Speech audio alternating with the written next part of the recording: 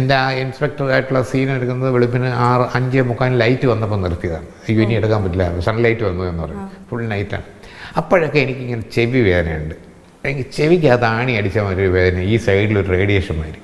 അപ്പോൾ ഞാൻ ഇടയ്ക്ക് ഇങ്ങനെ ചെവി വേദന വരുമ്പോൾ പല ENT ഡോക്ടേഴ്സിനും കാണുന്നുണ്ട്. 12 പേരെ കണ്ടു.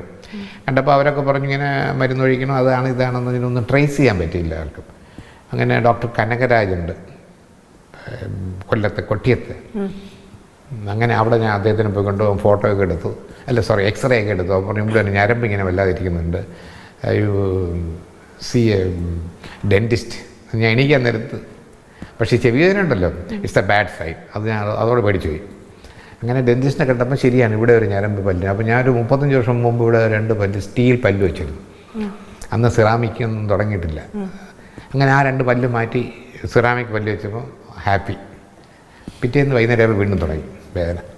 അങ്ങനെ ഇവിടെ വന്നിട്ട് MRI എനിക്ക് പേടിയാണ്. എനിക്ക് ഒരു ക്ലോസ്ട്രോഫോബിയ ഉള്ളതാണ്. ലിഫ്റ്റ് ചെക്കായാൽ ഞാൻ വിറയ്ക്കും.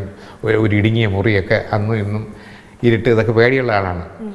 അപ്പോൾ ഞാൻ വിചാരിച്ചു ഇത് എന്ത് പറ്റി. അങ്ങനെ ചെറിയതായിട്ട് സെഡേഷൻ തന്നെ അവർ നോക്കിയപ്പോൾ അതിൽ കണ്ടു ഇവിടെ എങ്ങനെയുണ്ട്.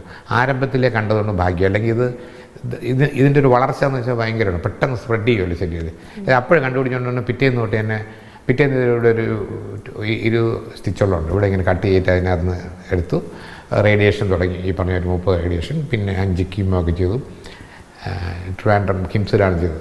എല്ലാം പക്കയായി പെർഫെക്റ്റ്. ഇത് കഴിഞ്ഞാൽ പിന്നെ ഈ പറഞ്ഞ മാതിരി ഡെയിലി ഗുളിക മരുന്നൊന്നുമില്ല. ഈ ട്രീറ്റ്മെൻറ്റ് കഴിഞ്ഞാൽ പിന്നെ വേറെ മരുന്നില്ല.